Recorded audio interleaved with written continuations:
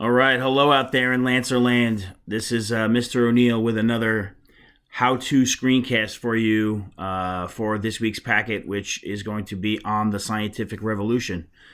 So we're dealing with a couple of questions here, and of course we dive into these a lot deeper in my class on Mondays and Thursdays at noon, 12 p.m. So that's something to wake up for and be part of.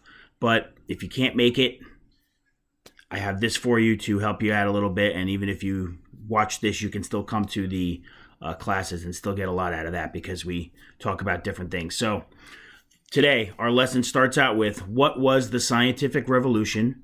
How did people in medieval Europe and scholars in the scientific revolution view the world in truth differently? So obviously, we're going to find out what the scientific revolution is, just a word that, they didn't really call it science back then. They referred to it as natural philosophy, because philosophers are people who think through problems, life's big problems. So natural philosophers were people who thought through natural problems, right? Like, well, why does fire burn you? Why is water wet? Or, your famous question from a couple of years ago, is water wet? I'm not even going to get into that on this screencast, but you guys can argue that out all you want. Where is the earth in relation to the sun and the moon and the stars? And, all these questions that have, gripped humans forever, that for a long time were explained by religion, right? So religion sort of was the thing. You couldn't explain it. So religion kind of gave you, a tidy explanation for why the world was what it was. Each religion has its world origin story and stuff like that. So mostly people didn't think too hard about it because religion gave them the answer, right? But because of, the Renaissance, and, you have, you just have like a flowering of like thought, right? The Renaissance, you have the Protestant Reformation, now the scientific revolution, which is also going on along with these other things. They're not like 1, 2, 3. These things are all going on around the same time. But people just start looking at the world differently, and they start thinking about the world differently. So, all right, let me get going on this because if this video is longer than 15 minutes, YouTube will not let me post it. So let me get going. All right, and you can visit my class to talk more about it. So the first thing you're going to do, something you know and how you know it's true. So I'm giving you an example here. So what's something you know about the world, right? So list 2 things you know about the natural world, then identify how you know these things are true. So my example here is fire is hot. I know this because I once burned my hand on the stove. Fire, and it was very hot. So there's something you know, right? So you give me 2 more examples of something you know about the world and how you know it. I don't want to give you too many more examples because then I'll use up all your good examples. So I think that's a pretty fair example. So what's something we know about the world and how do we know it? So you're going to tell me from your own perspective. Okay, then we're going to come down here and we're going to learn about the scientific revolution. So we have a video as well as a reading here. So you're going to watch the video, you click on the link and start it at 2:29 of the vid.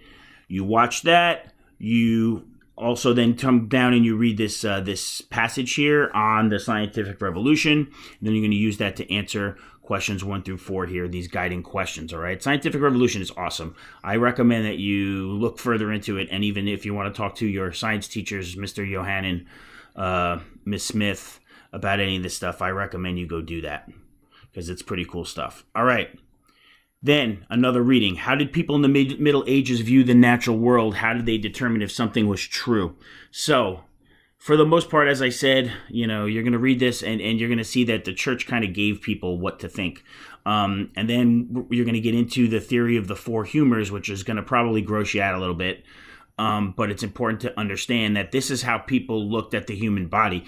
They didn't have the understanding of medical science the way we do now. So, they had to do it with what the best they had, and the best they had was terrible. Especially some of the cures they would use, such as leeches and bloodletting. So they would put leeches on your body and let them suck the blood out. And they would think that that was something that would help you, because if you get rid of that bad blood, you'll get better, which of course we now know is ludicrous. Okay, and then here's a diagram of what they thought the human body looked like. Back then, again, didn't have a lot of huge knowledge of medical science because And because of the fact that, like, there was not really a lot of autopsies, which is, like taking a look at the body after it's passed away, because religion didn't really allow for that. If you cut a dead body open, you're essentially desecrating that body. And, people don't like that. They think that's horrible. They think that's ungodly. You want to go into heaven whole, essentially, right? So you don't want to be cut up. So they wouldn't really let people look inside the body too much. And then as we started looking inside the body more, which caused an uproar in the church, of course. But as people started looking at the body more, they were able to figure out more about the body. All right, so you're going to answer these questions based on that reading. Okay, and then you're going to take a look at something you're probably very familiar with, which is the scientific method. And without the scientific method, you don't have science. So that's why it's important to study that. My daughter just did a project on how stomach acid works. We put some fruit and vegetables in a baggie with some lemon juice, and it acted like stomach acid. And after 21 days, all the fruit and vegetables had dissolved in the lemon juice. So cool stuff like that. Obviously, that's just a 4th grade assignment, and you guys have done probably cooler stuff than that. But the scientific method is the most important, most elemental part of science, in that if you can't test it and prove it, then it's not true, right? And science doesn't necessarily always prove stuff, but more disprove stuff than it proves. But disproving stuff means you can at least know what's what. All right. Finally, you're going to come to our exit slip here, which is the who, when, where, why, how, with a combined contextualization sentence. So you're going to combine all those, the who, when, where, why, and how. And of course, the event, which is the what, is the scientific revolution. And you're going to just combine that into one big sentence here. Now, I have for you an example of what it could look like, right? So there's two different writing strategies here used. The first one, combined context expansion sentence 1, is how you would put these things together in here. Or another way to do it is this way, right? And I'm giving you different writing strategies to use. So choose one of those two, or choose your own if you like, to answer the question, and then put it right here. Either one of these would be acceptable if you structure your answer that way. But, or use your own, as long as just make sure it's good. All right, and then the last part of the exit slip here in the table below, identify the differences in how people in medieval Europe and scholars in the scientific revolution viewed the world. So obviously the first part of this is you're going to tell me all about the scientific revolution. The second part is you're going to compare how people viewed the world during medieval era versus how they started to view the world from the scientific revolution standpoint, right? So what did they think before the scientific revolution? What did some of these scholars start to think during the scientific revolution? Was it the same? Was it different? I want to see what you say about that. All right. Then we come to the second part of our lesson. What discoveries were made during the scientific revolution, and what effects have they had? Now, obviously, science, we don't have the current, world we have without science. So obviously science has given us almost everything, but, still, there's stuff that doesn't seem like a big deal now, but was a big deal back then, which changed the world. And of course, as we said, a lot of these scientists, as they were coming up with their various theories and proving and disproving, they were scapegoated, and a lot of them came under suspicion from the church because of the fact that they were trying to prove and disprove things that the church already said, hey, well, this is what we say it is. So why are you trying to prove or disprove something we say, right? So the church did not look kindly, just like they did not look kindly at the Protestant Reformation, because it went away from what the church said. They did not look kindly on the scientific revolution, because a lot of the things the scientific revolution was proving started to disprove what the church was saying, and then that makes the church look bad. So, and it causes more people to question the church, which is what they exactly do not want. All right, so what discoveries were made?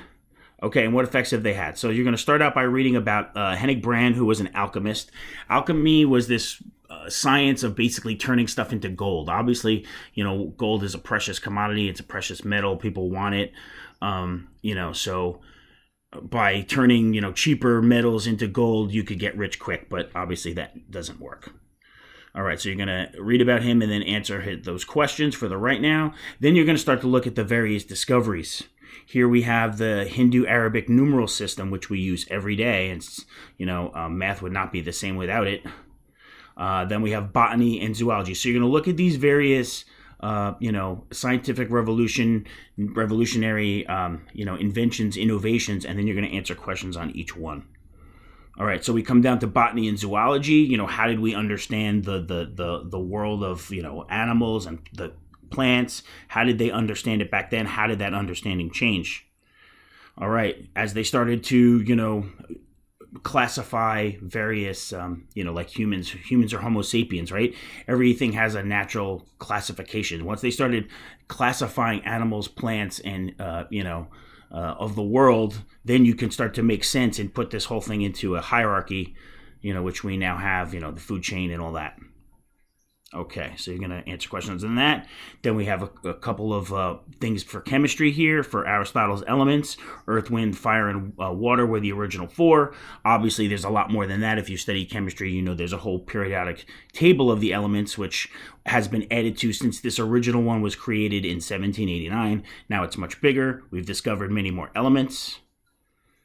Okay, and then, of course, Galileo, who looked into the stars and saw things much differently from what people thought. And, he was sort of, vilified for it because what he thought was different from what, the church thought. And he was branded a heretic. Part of the Inquisition came after him, but he still did his thing. So check him out. He's a very cool character. And there's also a video. So there's a mini biography of Galileo right here. Make sure you check that out. Then, of course, we come to Sir Isaac Newton, who, has basically proven the theory of gravity or disproven anything that's not gravity. So Isaac Newton, you read his bio, you watch his mini bio right here, so you read about him, and you come down, you answer these questions 1 and 2, and then you're at the end of your lesson here, you have your exit slip. So the what, which is right here, the event is always the what. So what is the discoveries of the scientific revolution had an impact on society? So who are the major players in that? When did that occur? Where did that occur? Why did that occur? Okay, what was going on that occurred? How did that occur? Now you take the what, the who, the when, the where, the why, and the how, and you add it all here to one nice big sentence. And when you get to the Regents exam, that's exactly how you're going to answer your questions using that who, what, when, where, why, how strategy, and then combine it all together. All right. I hope that this was informative. I hope this helped. I hate to speed through things, but I tried to go a little faster to make sure I didn't go past 15 minutes so that I could post this to YouTube. I hope that you guys have a tremendous week. I hope everybody's safe out there. If you're having any issues, please reach out to me. I'm always here. Again, from 11 to 2:30 during weekdays. That's my hours to be at my computer, corresponding with you guys, and I do. A couple things. Please, when you're turning work in on Teams, do not click the turn in button until it's completely turned in, because you just send me on a wild goose chase to look through your packet with no work. And now I have to send you a message saying that you didn't do the work, and you have to unsubmit, and then you have to do your work, and then you have to resubmit. So it's really just a pain in the neck for me. And, right now I have almost 200 students. So I'm going to need you guys to help me out with that. Okay? Any other work can be sent through email or through Remind. Again, if you have questions, anything you need, please hit me up. Again, this is signed on Monday, due on Friday. Come to my classes. That's it. Have a good day, ladies and gentlemen.